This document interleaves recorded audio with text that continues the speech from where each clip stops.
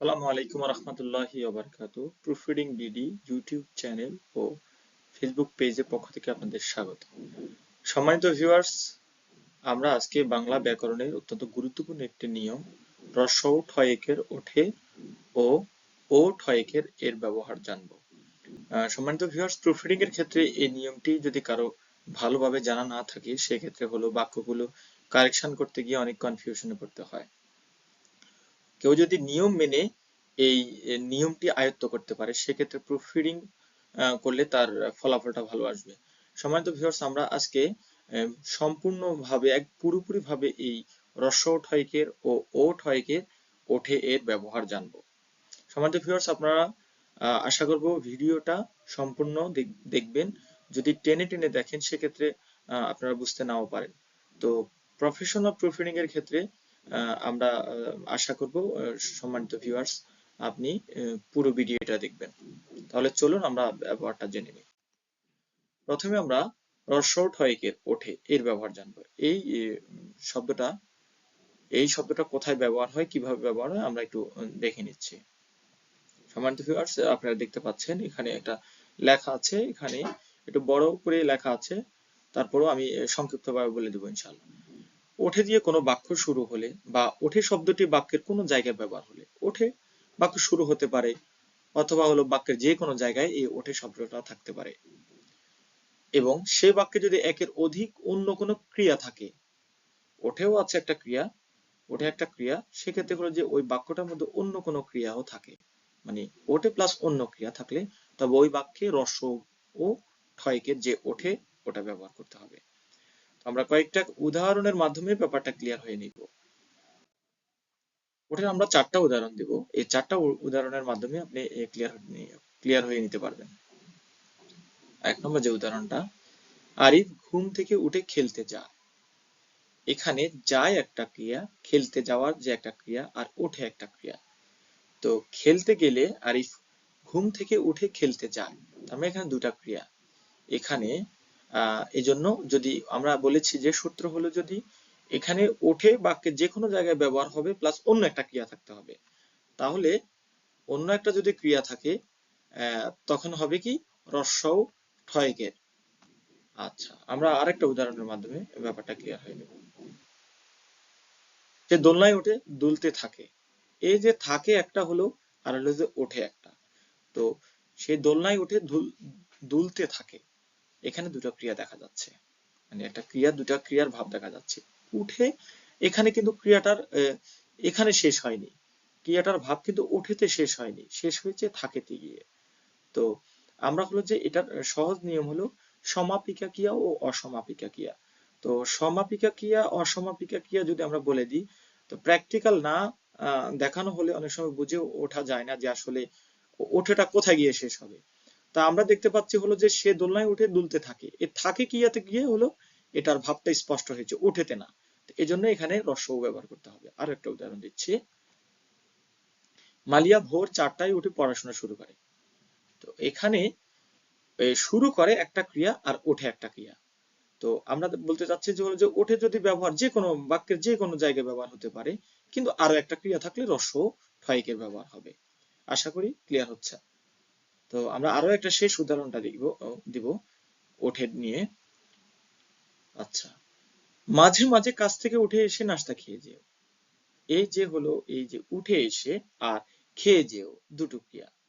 তো আমরা বলেছি হলো যে দুটো ক্রিয়া থাকলে তাহলে প্রথম ক্রিয়া হ্রস্ব ঠয়কে যেটা, এটা হ্রস্ব হবে, ও হবে না। তো সম্মানিত ভিউয়ার্স, আপনি এই চারটা উদাহরণের মাধ্যমে অনেকগুলো বাক্য সলভ করতে পারবেন। প্রুফ রিডিং এর ক্ষেত্রে এই ওঠে ক্রিয়া যদি একবার ক্লিয়ার হয়ে যাওয়া যায়, তাহলে সেক্ষেত্রে হলো বাক্য প্রুফ রিডিং খুব সহজে করা যায়। তাহলে সম্মানিত ভিউয়ার্স, চলুন তাহলে আমরা ও দিয়ে ওঠে কখন ব্যবহার হবে, ও ওঠে কখন ব্যবহার হবে। আচ্ছা, ও দিয়ে ওঠে যে বাক্য শব্দটা কোনো বাক্য শুরু হলে বা ওঠে দিয়ে বাক্যের যে কোনো জায়গায় ব্যবহার হলে, এটা ওঠে যে কোনো জায়গায় ব্যবহার হবে, কিন্তু একের অধিক অন্য কোনো ক্রিয়া থাকে না, মানে ওঠে একটাই থাকে। বাক্যের ক্ষেত্রে ওঠে একটাই থাকবে, অধিক কোনো ক্রিয়া থাকবে না, সেক্ষেত্রে আমরা ও ঠয়কে ব্যবহার করব। এখানে সহজ একটা নিয়ম হলো সমাপিকা ক্রিয়া ও অসমাপিকা ক্রিয়া। তো তো ওঠে যদি সমাপিকা ক্রিয়া হয়ে যায়, মানে ওঠের পরে আর কোনো ক্রিয়া থাকে না, এটা দ্বারাই হলো বাক্যটা শেষ হয়, তাহলে সেক্ষেত্রে ওঠ হয় কেটে ব্যবহার করব। সম্মানিত ভিউয়ার্স, আমরা উদাহরণের মাধ্যমে ব্যাপারটা ক্লিয়ার হওয়ার চেষ্টা করব। আমরা এই ক্ষেত্রে 5টা উদাহরণ টানবো, আর 5টা উদাহরণের মাধ্যমে আমরা আশা করব এই ওঠ হয় কেটে ব্যবহারটা যাতে ক্লিয়ার হয়। প্রথম একটা উদাহরণ দিচ্ছি। রোজ সকালে পূর্ব আকাশে সূর্য ওঠে। এই যে এখানে একটা ক্রিয়া, শুধু ওঠে ক্রিয়াটাই আছে, আর অন্য কোনো ক্রিয়া নেই। তার মানে একটা ক্রিয়া থাকলে অবশ্যই সেখানে হলো যে ও ঠয় কেটে ব্যবহার হবে। আচ্ছা, 2 নম্বরে হলো আমার এত পরিশ্রম করা হয়ে ওঠে না। এখানেও হলো বাক্যর কিন্তু সমাপিকা গিয়ে মানে শেষ হয়েছে, শেষে একটা না যুক্ত হয়েছে, তারপরে এখানে একটা ক্রিয়া। তো যদি একটা ক্রিয়া থাকে আমরা নির্দ্বিধায় ও ঠয় কেটে ব্যবহার করব। আরো একটা উদাহরণ দিচ্ছি। সে প্রতিদিন জোনাকি গাড়িতে ওঠে। তো কেউ যদি স্কুলে যায় বা অন্য কোথাও যায়, চাকরিতে যায় বা যে যেখানে যাক, ওঠে যদি হয়, এখানেও সে প্রতিদিন জোনাকি গাড়িতে ওঠে, একটা ক্রিয়া আছে, তাহলে ওঠ হয় কেটে ব্যবহার হবে। আমরা আরো একটা উদাহরণ দিব। অন্যায় অত্যাচার দেখে তরুণরা জেগে ওঠে। এখানেও অন্যায় অত্যাচার দেখে তরুণরা জেগে ওঠে। এই বাক্যটা বড় হলেও এখানে কিন্তু একটাই হলো ক্রিয়া, তো সেক্ষেত্রে একটা ক্রিয়া দিয়ে যদি শেষ হয় তাহলে ও ঠয় কেটে ব্যবহার করব। 5 নম্বর একটা উদাহরণ দিচ্ছি। এখনই জেগে ওঠার সময়। আচ্ছা, এখানে ওঠে ক্রিয়া থেকে হলো ওঠা আসছে, এটা কোনো সমস্যা হবে না। মানে ওঠে ক্রিয়ার যে সফট ইয়াটা, উচ্চারণটা, এটাও ওটা ওঠা এখানে চলে আসছে, তো এখানে কোনো সমস্যা নেই, এটাও ওঠারে হবে, উঠার হবে না। সম্মানিত ভিউয়ার্স, আমরা আরেকটা বিষয় জানবো। এই সবচেয়ে গুরুত্বপূর্ণ, এই ভিডিওর সবচেয়ে গুরুত্বপূর্ণ আলোচনা এখন আসবে যে ওঠে এর ব্যতিক্রম ব্যবহার আছে। তাহলে আমরা দুটো নিয়ম জানলাম। বাক্যে যদি ওঠে রস্য ওঠ হয় কেটে দিয়ে যেটা হয়, তাহলে যে কোনো জায়গায় ব্যবহার হবে, শর্ত হলো দুটা ক্রিয়া থাকবে। দুটো ক্রিয়া থাকলে আমরা রস্য ওঠ হয় কেটে দিব, ঠয় কেটে দিব ওঠে। আর যদি একটা ক্রিয়া থাকে তখন ও ঠয় কেটে ব্যবহার করব। কিন্তু ও ঠয় কেটের একটা ব্যতিক্রম ব্যবহার আছে, তাহলে আমরা এটা জানবো। তাহলে জটিল নিয়মটা হলো ব্যতিক্রম নিয়ম, একটু কঠিন নিয়ম, কিন্তু এটা একটা ব্যতিক্রম নিয়ম। জটিল বাক্য বা যৌগিক বাক্যে কমা বা সেমিকোলনের আগে যদি ওঠে ক্রিয়া ছাড়া অন্য কোনো ক্রিয়া না থাকে, তবে সেখানেও ওঠে ব্যবহার করতে হবে। আমি উদাহরণের মাধ্যমে ব্যাপারটা ক্লিয়ার করে নেব। জটিল বাক্য যৌগিক ক্রিয়া কমা অথবা সেমিকোলন দিয়ে দুটো বাক্য যখন একসাথে হবে, এর আগেও যদি ওঠে থাকে তখন রস্য না হয় ও হবে। আমি ক্লিয়ার করে দিচ্ছি, ব্যতিক্রম নিয়মের উদাহরণটাও দিচ্ছি। আচ্ছা, 1 নম্বর যে উদাহরণটা, যুদ্ধের ধামামা এমন ভাবে বেজে ওঠে যেন তামাম পৃথিবী ধ্বংস করে দেবে।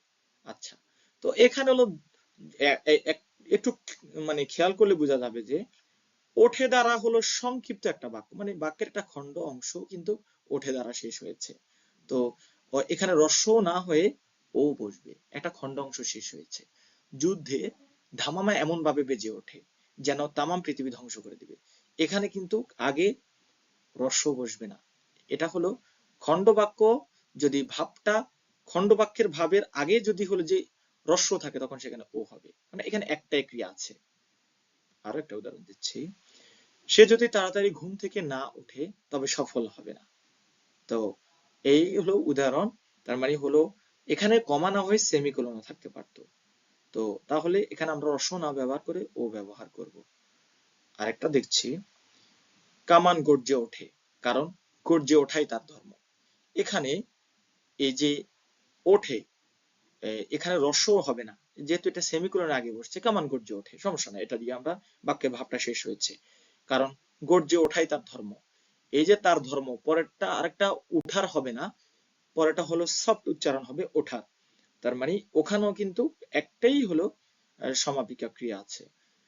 তো সম্মানিত ভিউয়ার্স, আমরা যারা প্রফেশনাল প্রুফরিডিং করব সেক্ষেত্রে এই রস্য ঠয়কের আর ও ঠয়কের যে উচ্চারণটা, এটা অধিক পরিমাণ ব্যবহার হয়।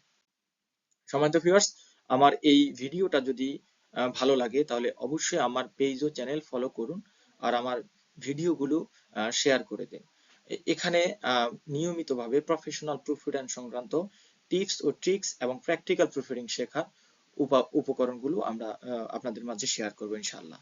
তো আমরা আশা করব আমাদের পেজ ও চ্যানেল আপনারা ফলো করবেন, আমাদের জন্য দোয়া করবেন। আসসালামু আলাইকুম ওয়া রাহমাতুল্লাহি ওয়া বারাকাতুহু।